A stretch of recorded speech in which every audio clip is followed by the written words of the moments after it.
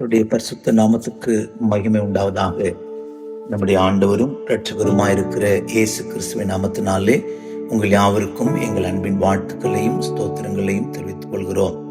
கர்த்தர் பெரிய கிருபையினாலே இந்த ஜனவரி மாதம் 2026 வருஷத்திலே 10 நாட்கள் நம்மை கண்மணி போல காத்து 11வது நாளை தந்தாரே, அதற்காக நான் நன்றியோடு கூட கர்த்தரை ஸ்தோத்தரிக்கிறேன். இந்த வருஷத்திலே நமக்கு 2வது ஞாயிற்றுக்கிழமை தந்திருக்கிறார். ஆனபடினாலே கர்த்தருடைய நாமத்தை மகிமைப்படுத்துகிறேன், ஸ்தோத்தரிக்கிறேன். நம்முடைய வாழ்க்கையில ஒரு ஆராதனை கூட கர்த்தர் கிருபையாய் ஈவாய் இலவசமாய் தந்திருக்கிறதுனாலே கர்த்தரை நான் நன்றியோடு கூட ஸ்தோத்தரிக்கிறேன். கர்த்தர் எவ்வளவு நல்லவர்! ஒரு நாளும் ஆச்சரியமாய் அதிசயமாய் அற்புதமாய் உங்களையும் என்னை காத்து வருகிற அவருடைய அன்பை நினைத்து நான் கர்த்தருக்கு நன்றியுள்ளவனா இருக்கிறேன். அருமையானவர்களே, கர்த்தர் எவ்வளோ கிரியைகளை, நன்மைகளை, இரக்கங்களை நமக்கு செய்திருக்கிறார். நமக்கு தந்திருக்கிற வாக்கு தத்தங்கள் எல்லாம் ஒவ்வொரு நாளும் அதிசயமாய் ஆச்சரியமாய் நிறைவேற்றி நம்மை நடத்துகிற அன்பை நினைத்து நம்ம எப்போதும் கர்த்தருக்கு நன்றியுள்ளவர்களாக இருப்போம். கர்த்தருடைய நாமத்துக்கு மகிமை உண்டாகட்டும். இன்றைக்கு நம்முடைய தியானத்திற்காக வெளிப்படுத்தின விசேஷம் 3ஆம் அதிகாரம் 9வது வசனத்தை நாம் வாசிக்க கேட்கலாம். Book of Revelation chapter 3 verse 9. இதோ யூதர் அல்லாதிருந்தும் தங்களை யூதர் என்று பொய் சொல்லுகிறவர்களாகிய சாத்தானுடைய கூட்டத்தாரில் சிலரை உனக்கு கொடுப்பேன். இதோ அவர்கள் உன் பாதங்களுக்கு முன்பாக வந்து பணிந்து நான் உன்மேல் அன்பாயிருக்கிறதை அறிந்து கொள்ளும்படி செய்வேன். கர்த்தருக்கு ஸ்தோத்திரம். இந்த வருஷத்திலே கர்த்தர் நம்மேல் அன்பாயிருப்பதை அறிந்து கொள்ளும்படி செய்வேன் என்று நம்மோடு கூட பேசிக் கொண்டிருக்கிறார். நாம் பிரியமானவர்களே, கர்த்தர் அன்பா இருக்கிறார்.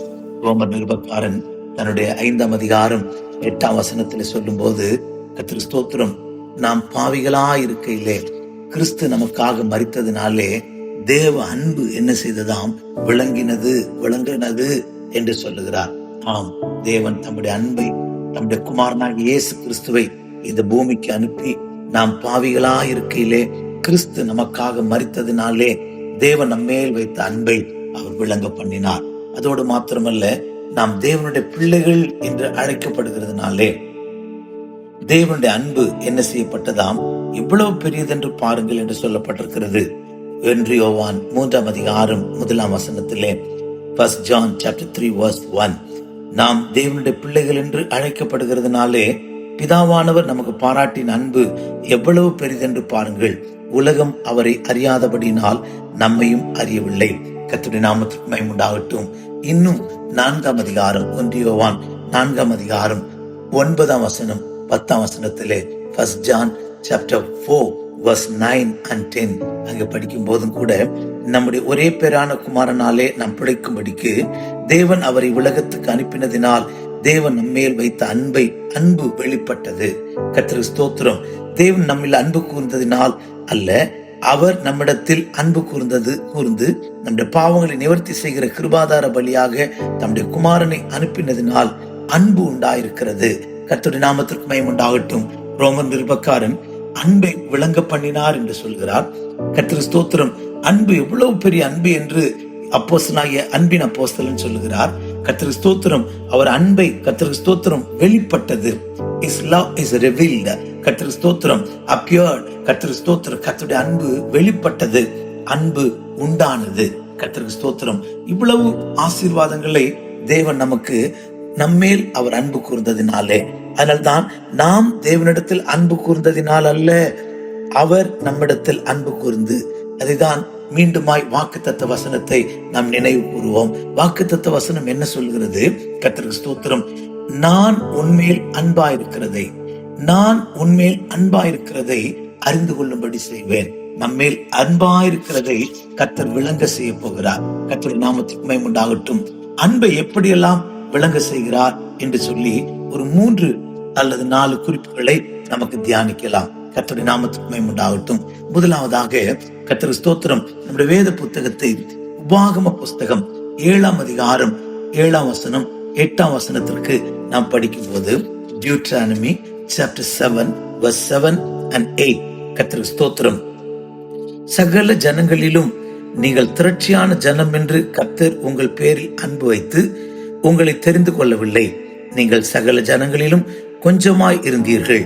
உங்கள் கர்த்தர் உங்கள் உங்களில் அன்பு கூர்ந்ததினாலும் உங்கள் பிதாக்களுக்கு இட்ட ஆணையை காக்க வேண்டும் என்பதினாலும் கர்த்தர் பலத்த கையினாலும் உங்களை புறப்பட பண்ணி அடிமைத்தன வீடாகிய எகிப்தினின்றும் அதன் ராஜாவாகிய பார்வோனின் கையினின்றும் உங்களை மீட்டுக் கொண்டார். கர்த்தர் உங்களை அன்பு கூர்ந்ததினாலும் உங்கள் பிதாக்களுக்கு ஆணையிட்ட ஆணையை காக்க வேண்டும் என்பதனாலும் கர்த்தர் நம்மை மீட்டுக் கொண்டார். கர்த்தருக்கு ஸ்தோத்திரம். ஆம், தேவன் நம்மை அன்பு கூர்ந்ததினாலே, கர்த்தருக்கு ஸ்தோத்திரம், தேவன் நம்மை அன்பு கூர்ந்ததினாலே he redeemed us. நம்மை கர்த்தர் மீட்டு கொண்டார். எவ்வளவு நல்ல பாக்கியம், எவ்வளவு நல்ல கிருபை. கர்த்தருக்கு ஸ்தோத்திரம். கர்த்தர் நம்மை மீட்டு கொண்டதற்காக நாம் கர்த்தருக்கு நன்றி சொல்வோம். இதைதான் Deuteronomy chapter 4 verse 37 அங்கே படிக்கும்போது 4:37 உபாகம புஸ்தகத்துல படிக்கும்போது கர்த்தருக்கு ஸ்தோத்திரம், அங்கே என்ன எழுதப்பட்டிருக்கிறது? கர்த்தருடைய நாமத்திற்கு மகிமை உண்டாகட்டும். கர்த்தருக்கு ஸ்தோத்திரம்.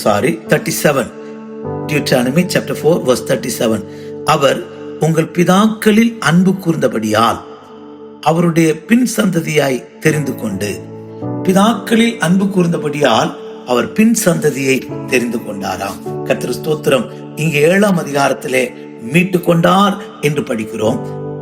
4ஆம் அதிகாரத்திலே பின் சந்ததியாகிய நம்மை அவர் தெரிந்து கொண்டார். பிதாக்களில் வைத்த அன்பினாலே, பிதாக்கள் மேல் வைத்த அன்பினாலே கர்த்தர் நம்மை, கர்த்தருக்கு ஸ்தோத்திரம், மீட்டு கொண்டார் என்று படிக்கிறோம். இன்னும் உபாகம புஸ்தகம் 10ஆம் அதிகாரம் 15வது வசனத்திலே Deuteronomy chapter 10 verse 15.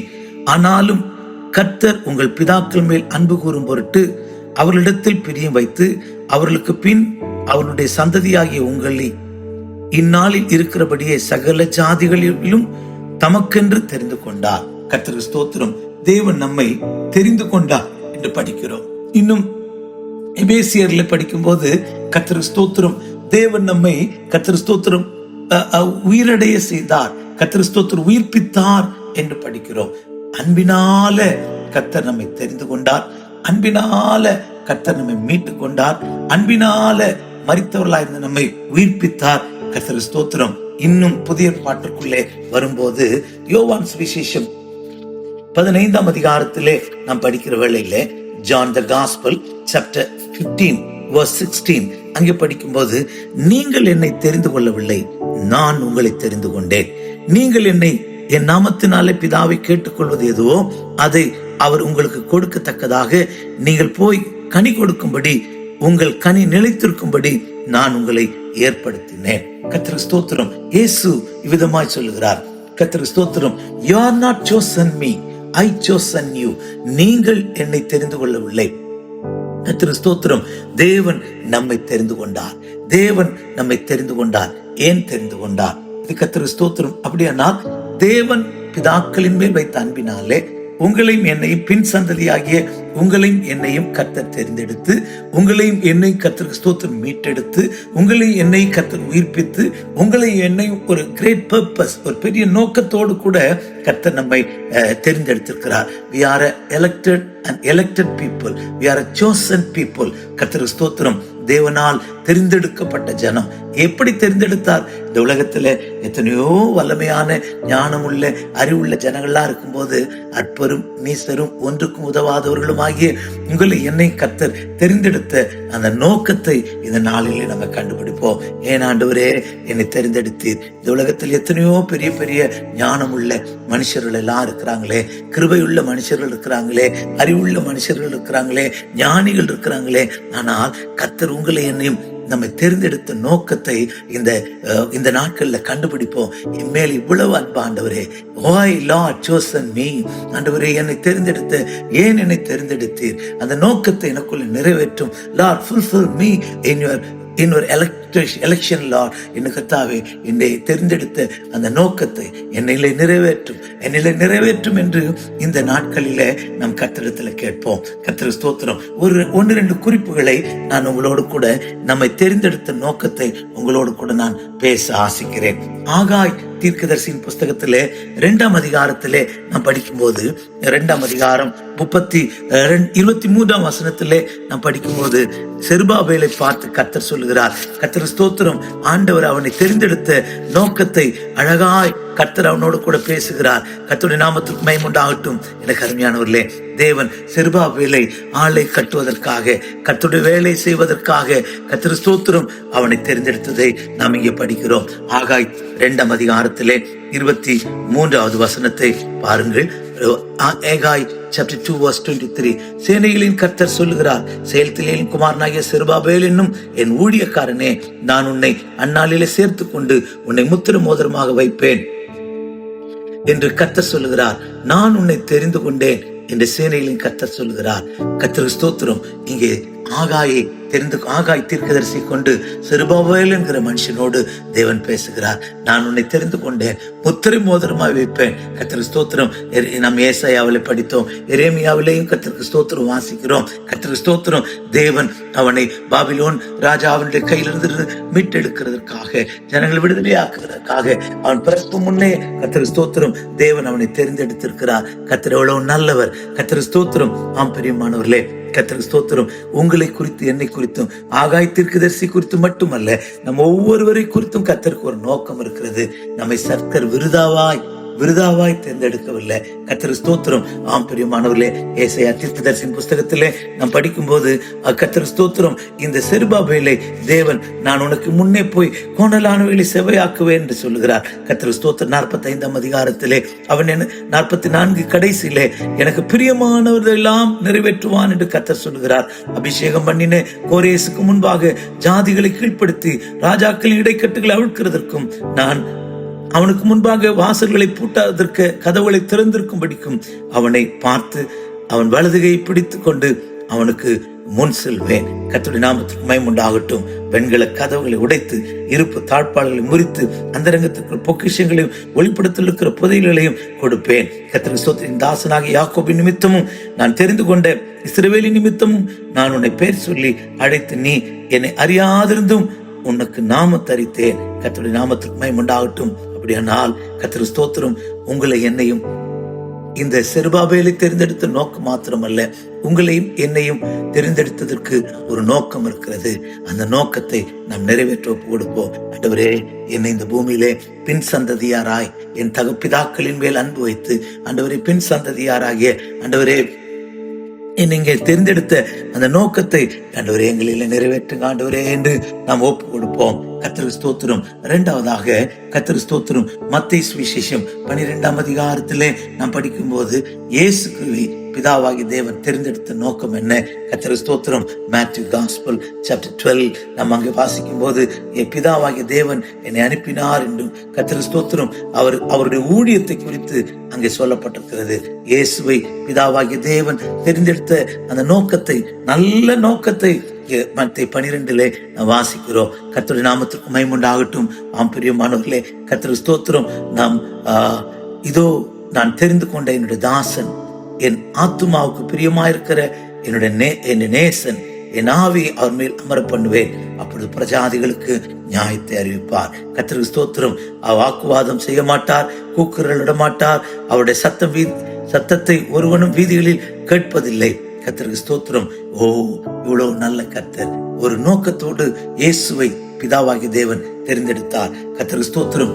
மார்க்கு 3ஆம் அதிகாரம் 14ஆம் வசனத்திலே அப்போஸ்தலர்களை தேவன் தெரிந்தெடுத்ததை குறித்து நாம் அங்கு வாசிக்கிறோம். ஏன் 12 பேரை கர்த்தர் தெரிந்தெடுத்தார்?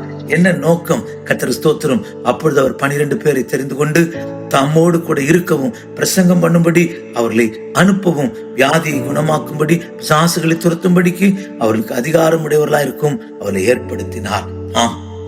தம்மோடு கூட இருக்க, இயேசுவோடு கூட இருக்க. அதனால்தான் மத்தேயு சுவிசேஷத்துல வாசிக்கும் போது எனக்கு நேரிட்ட சோதனைகள் எல்லாம் என்னோடு கூட இருந்தவர்கள் நீங்களே என்று அவர்களை பார்த்து இயேசு சொல்லுகிறார். முதலாவது கர்த்தருக்கு ஸ்தோத்திரம். ஒவ்வொருவரையும் கர்த்தர் ஒரு பெரிய திட்டத்தோடு, ஒரு நோக்கத்தோடு கர்த்தர் தெரிந்தெடுத்திருக்கிறதை நாம் இந்த வசனங்கள் மூலமா தெரிந்து கொள்கிறோம், அறிந்து கொள்கிறோம். கர்த்தருக்கு ஸ்தோத்திரம். யோவான் சுவிசேஷம் 15ஆம் அதிகாரம் 16ஆம் வசனத்திலே கனி கொடுங்கள், கனி கொடுக்கும்படியாய் கர்த்தர் நம்மை தேர்ந்தெடுத்திருக்கிறார். நம்மிலே அன்பின் கனி, ஆவியின் கனி, நீதியின் கனி. கர்த்தருக்கு ஸ்தோத்திரம். பிரியமானவர்களே, அப்படிப்பட்ட கனிகள் உண்டாயிருக்கட்டும், ஆவிக்குரிய கனிகள் உண்டாயிருக்கட்டும். கர்த்தருடைய நாமத்துக்கு மகிமை உண்டாகட்டும். கனி கொடுக்கிற மனுஷராய் நாம் மாறுவோம். கனி கொடுக்கிற மனுஷராய் நாம் மாறுவோம். கர்த்தருடைய நாமத்துக்கு மகிமை உண்டாகட்டும். நம்மை தெரிந்தெடுத்த நோக்கத்தை குறித்து நம்மோடு கூட கர்த்தர் பேசிக் கொண்டிருக்கிறார். ஆண்டவரே, எங்கள் பிதாக்கள் மேல் அன்பு வைத்து, என் மேல் அன்பு வைத்து எங்களை தெரிந்தெடுத்திருக்கிறீரே, அதற்காக ஸ்தோத்திரம், அதற்காக ஸ்தோத்திரம், கர்த்தர் ஸ்தோத்திரம். இன்னும் யோவான் 15:19 வாசிக்கும் போது, நீங்கள் உலகத்தாராய் இருந்தால் உலகம் தன்னுடைய சிநேகித்திருக்கும். நீங்கள் உலகத்தாராய் இராதபடினால் நான் உங்களை உலகத்திலிருந்து தெரிந்து கொண்டபடினால் உலகம் உங்களை பகைக்கிறது. கர்த்தர் ஸ்தோத்திரம். நீங்கள் உலகத்தாராய் இருப்பதற்கல்ல, நீங்கள் உலகத்தாராய் இராதபடிக்கு கர்த்தர் ஸ்தோத்திரம் ஜீவிப்பதற்காக நம்மை கர்த்தர் தெரிஞ்செடுத்திருக்கிறாரா? கர்த்தர் நம்மை தெரிஞ்செடுத்திருக்கிறார். தேவனுடைய பெரிய நோக்கம், நம்மேல் ஒரு பெரிய நோக்கத்தை வச்சிருக்கிறார். கர்த்தர் ஸ்தோத்திரம். பிதாக்களிடத்திலே அன்பு கூர்ந்ததினாலே, உண்மையில் எம்மேல் அன்பு கூர்ந்ததினாலே கர்த்தர் நம்மை தெரிந்தெடுத்திருக்கிறார். தெரிந்தெடுத்ததை இந்த நாட்களிலே விளங்க பண்ண செய்கிறார். ஆண்டவர் உங்களை என்னையும் கர்த்தர் ஸ்தோத்திரம் ஒரு திட்டம் இல்லாமல், நோக்கம் இல்லாமல், கொல்லத்துக்கு போன மாதிரி அப்படி சொல்ற மாதிரி இல்லாம ஒரு நோக்கத்தோடு உங்களை முன்னையும் அவர் தெரிந்தெடுத்திருக்கிறார். அந்த நோக்கத்தை நிறைவேற்ற கர்த்தர் இந்த நாட்களிலே வசனங்களை புரிந்து கொண்டு அதன்படி செயல்பட ஏராள தாராள கிருபைகளை உங்களுக்கு எனக்கும் கர்த்தர் நல்குவாராக. கர்த்தருடைய நாமத்துக்கு மகிமை உண்டாகட்டும். கர்த்தருக்கு ஸ்தோத்திரம். எபேசியர் 1:4 படிக்கும் போது, எபிசியன்ஸ் chapter 1:4 அங்கே படிக்கும் போது, தேவன் உலக தோற்றத்துக்கு முன்னமே நம்மை தெரிந்தெடுத்திருக்கிறாராம்.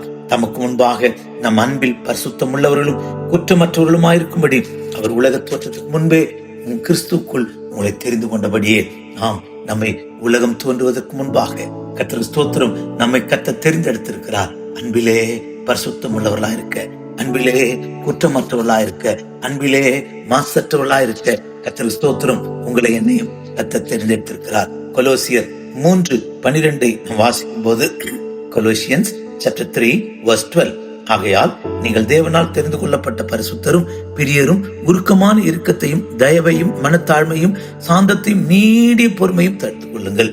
கிறிஸ்துவனுடைய சுபாவத்தை வெளிப்படுத்த கர்த்தர் ஸ்தோத்திரம், கிறிஸ்துவனுடைய அன்பை வெளிப்படுத்த நம்மை தெரிந்தெடுத்திருக்கிறார்.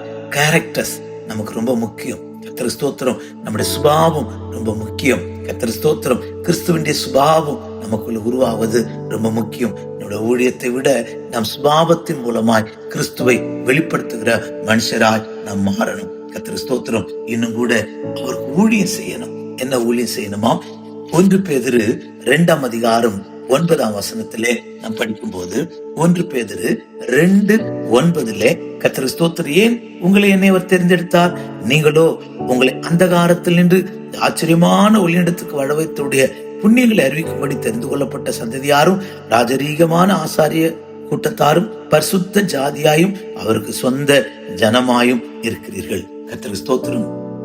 நம்மை கர்த்தர் புண்ணியங்களை அறிவிக்க, அவர் நமக்கு செய்த புண்ணியங்கள், அவர் நமக்கு செய்த இரக்கங்கள், அவர் நமக்கு செய்த தயவுகள், அவர் நமக்கு செய்த எல்லா கர்த்தருக்கு ஸ்தோத்திரம் கிருபைகளை அறிவிக்கணும். கர்த்தருக்கு ஸ்தோத்திரம். தாழ்வில் இருந்தேன், என்னை தூக்கி எடுத்தார், என்னை ஆசீர்வதித்தார், என்னை உயர்த்தினார். கர்த்தருக்கு ஸ்தோத்திரம். சுகம் தந்தார். கர்த்தருக்கு ஸ்தோத்திரம். எனக்காக இயேசு ஜீவனை விட்டார். கர்த்தருக்கு ஸ்தோத்திரம். எனக்காக என்னை மீட்டெடுத்தார். இந்த புண்ணியங்கள் எல்லாம் கர்த்தருக்கு ஸ்தோத்திரம் நாம் அறிவிக்கணுமா?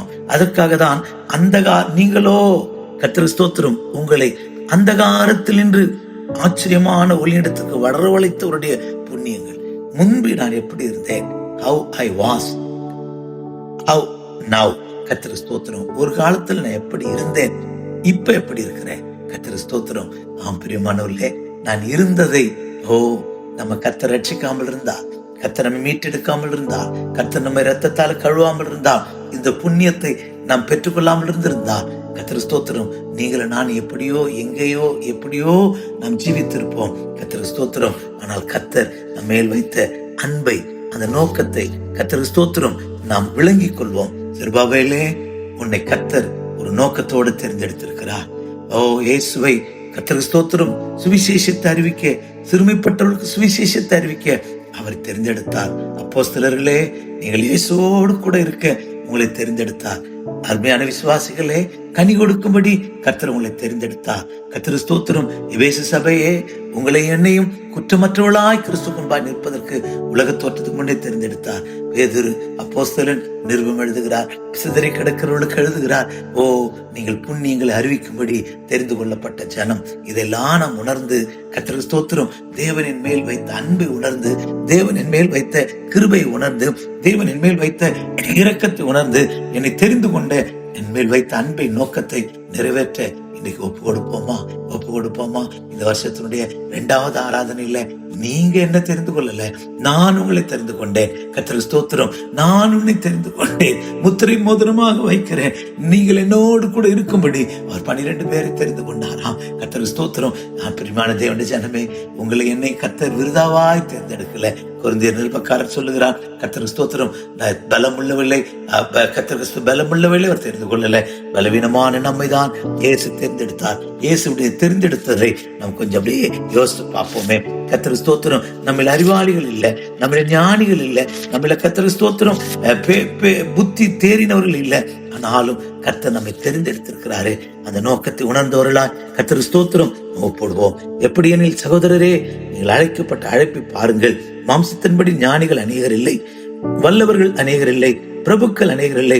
ஞானிகளை வெட்கப்படுத்தும்படி தேவன் உலகத்தில் பைத்தியமானவர்களை தெரிந்து கொண்டார். பலமுள்ளவர்களை வெட்கப்படுத்தும்படி தேவன் உலகத்தின் பலவீனமானவர்களை தெரிந்து கொண்டார். உள்ளவையில் அவமாக்கும்படிக்கு உலகத்தின் இழிவானவைகளையும் அற்பமானவையில் எண்ணப்பட்டவைகளும் இல்லாதவைகளும் தேவன் தெரிந்து கொண்டார். கர்த்தர் ஸ்தோத்திரம். மாம்சமான எவனும் தேவனுக்கு முன்பாக பெருமை பாராட்டாதபடிக்கு அப்படி செய்தார். கர்த்தர் ஸ்தோத்திரம். என் ஞானம், என் அறிவு, என் புத்தி, என் படிப்பு, என் திறமை என்று சொல்லாம கர்த்தர் ஸ்தோத்திரம் கொஞ்சம் யோசித்து பாருங்களேன். இயேசு 12 பேரை தேர்ந்தெடுத்தார். யாராலும் PhD படிச்சவங்க இருக்காங்களா? யாராலும் டாக்டரேட் வாங்கினவங்க இருக்காங்களா? கர்த்தர் ஸ்தோத்திரம் இல்லையே. பேதைகளை கொண்டு, பேதமையானவர்களை கொண்டு கர்த்தர் ஸ்தோத்திரம். இவர்கள் பேசுகிற பேதமையான இவர்கள் என்று சொல்லப்பட்டிருக்கிறது. கர்த்தர் ஸ்தோத்திரம். இவர்களை கொண்டுதான் இந்த கிறிஸ்துவின் சுவிசேஷம் உலகமெங்கும் பரப்பப்பட்டது. கர்த்தர் ஸ்தோத்திரம். உன்னையும் என்னையும் கர்த்தர் தெரிந்தெடுத்த நோக்கம், இயேசு என்கிற நாமம் இந்த பூமியில பரவணும், இந்த பூமியில உயர்த்தப்படணும், இந்த பூமியில அறிவிக்கப்படணும், அறிவிக்கப்படாத இடங்களுக்கு கொண்டு போகப்படணும். உங்களுக்கு எனக்கும் இந்த வருஷத்துடைய 2வது ஆராதனையில அப்படிப்பட்ட கிருபையை கர்த்தர் உங்களுக்கு எனக்கு தருவாராக. கர்த்தர் ஸ்தோத்திரம். ஆம் பிரியமானவர்களே, பேதமையானவர்கள் என்று பெயர் பெற்றவர்களே, பேதமையானவர்களும் படிப்பறிவில்லாதவர்களும் என்று சொல்லப்பட்டவர்கள், ஆண்டவரே கல்லாதவர்கள் என்று சொல்லப்பட்டவர்களை கொண்டு தேவன் அற்புதமான ஊழியத்தை இந்த நாட்களில் நிறைவேற்றி கொண்டிருக்கிறார். உன்னுடைய இல்லாமையிலே, உன்னுடைய பலவீனத்திலே, உன்னுடைய கர்த்தர் ஸ்தோத்திரம் தோல்வியில இருக்கிற உன்னைதான் கர்த்தர் தேடிக்கொண்டிருக்கிறார். அவருடைய தேர்ந்தெடுத்தல் விசேஷமானது. கர்த்தர் ஸ்தோத்திரம். அவர் அன்பு வைத்து உன்னை தெரிந்து கொண்டார் என்று சொல்லப்பட்டிருக்கிறது. அந்த தெரிந்தெடுப்பை ஒப்பு கொடுப்போமா? 2வது, தேவன் நம்மை தெரிந்தெடுத்த நோக்கம் என்ன தெரியுமா? உபாகம புஸ்தகம் 7ஆம் அதிகாரத்திலே நான் படிக்கும் போது Deuteronomy chapter 7 verse 13 and 14 and 15 3 வசனத்தையும் வாசிக்கிறேன். உன்மேல் அன்பு வைத்து உன்னை ஆசீர்வதித்து உனக்கு கொடுப்பேன் என்று பிதாக்களுக்கு ஆணையிட்டு கொடுத்த தேசத்தில் உன்னை பெருக பண்ணி உன் கற்பக்கனியையும் உன் நிலத்தின் கனியாகிய உன் தானியத்தையும் உன் திராட்சரசத்தையும் உன் எண்ணெயையும் உன் மாடுகளின் பலனையும் நாட்டு மந்தைகளையும் ஆசீர்வதிப்பார். சகல ஜனங்களை பார்க்கிலும் நீ ஆசீர்வதிக்கப்பட்டிருப்பாய். கர்த்தர் சகல நோய்களையும் உன்னை விட்டு விலக்குவார். கர்த்தர் ஸ்தோத்திரம். உனக்கு தெரிந்திருக்கிற எகிப்தின் கொடிய ரோகங்களில் ஒன்றும் உன்மேல் வரப்பண்ணாமல் உன்னை பகைக்கிறவர்கள் மேல் யாவர் மேலும் வரப்பண்ணுவார். கர்த்தர் ஸ்தோத்திரம். உன்னை ஆசீர்வதிப்பார். சகல ஜனங்களிலும் ஆசீர்வதிக்கப்பட்டிருப்பாய். கர்த்தர் ஸ்தோத்திரம். வியாதி இல்லாத ஒரு ஜீவியத்தை கொடுக்க கர்த்தர் ஸ்தோத்திரம். தேவன் எவ்வளவு நல்லது. உன்னை அன்பு வைத்து கர்த்தர் ஸ்தோத்திரம் உன்னை ஆசீர்வதிக்கிறவர். கர்த்தர் ஸ்தோத்திரம். தானியத்தை, உன் ஆடுகளை, மாடுகளை, உன் எண்ணெயை, உன் திராட்சரசத்தை நீ கையிட்டு செய்கிற வேலையை ஆசீர்வதிக்கிறதுக்காக உன்மேல் அன்பு வைத்திருக்கிறார். அன்பு வைத்த தேவன் உன்னை தெரிந்தெடுத்திருக்கிறார். அன்பு வைத்த தேவன் உன்னை ஆசீர்வதிக்கிறார். கர்த்தர் ஸ்தோத்திரம். 3வது, கர்த்தர் ஸ்தோத்திரம் உன் சாபத்தை ஆசீர்வாதமாக மாற்றுவார். உபாகம புஸ்தகத்திலே 23ஆம் அதிகாரம் 5வது வசனத்திலே நாம் படிக்கும் போது கர்த்தர் ஸ்தோத்திரம்.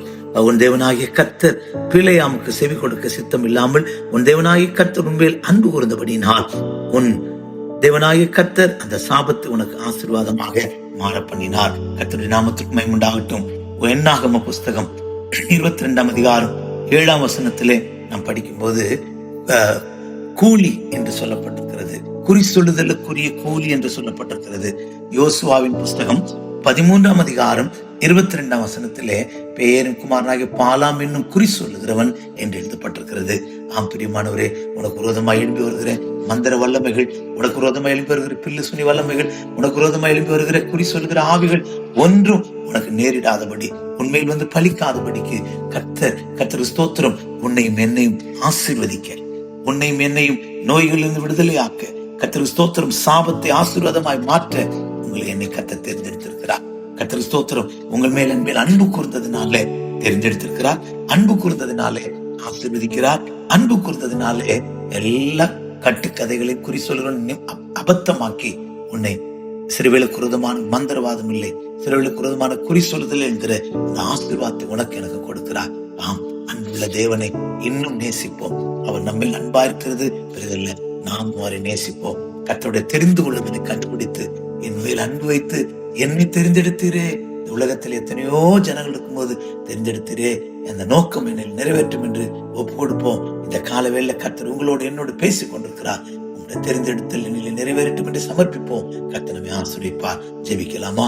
ஒப்பு கொடுப்போமா? கர்த்தர் ஸ்தோத்திரம். அன்புள்ள தெய்வமே, உமக்கு ஸ்தோத்திரம். உங்களுடைய தெரிந்தெடுத்தல் அன்பு கூர்ந்து ஆண்டவரே எங்களுக்காக சிலுவையில மரித்து அன்பு கூர்ந்ததினாலே, அன்பு பாராட்டினாலே இவ்வளவு பெரிய அன்பு என்று கண்டு கொண்டோம். குமாரனை அனுப்பி அன்பு உண்டாக்கினீர் ஆண்டவரே. ஆமாண்டவரே, நீர் அன்பு கூர்ந்து எங்களை தெரிந்தெடுத்திருக்கிறீர். வேதத்துல ஒவ்வொருவரையும் தெரிந்தெடுத்த நோக்கம் இருக்கிறது. இந்த வசனத்தை கேட்கிற என்னையும், பேசுகிற என்னையும், கேட்கிற எல்லாரையும் நீ தெரிந்தெடுத்த நோக்கத்தை நிறைவேற்றும்படி ஜெபிக்கிறோம். நீர் எங்களை அன்பு கூர்ந்து எங்களை ஆசீர்வதிக்கிறீர். நீர் அன்பு கூர்ந்து சாபத்தை ஆசீர்வாதமாய் மாற்றுகிறீர். இந்த ஆசீர்வாதங்கள் எல்லாம் எங்கள் மேல் பலிக்க எங்களை அனுகிரகம் செய்யும், எங்களை நடத்தும், எங்களை கண்மணி போல காத்தரும். இயேசுவின் நாமத்தில் ஜெபிக்கிறோம் நல்ல பிதாவே. ஆமென், ஆமென். God bless you. Praise the Lord.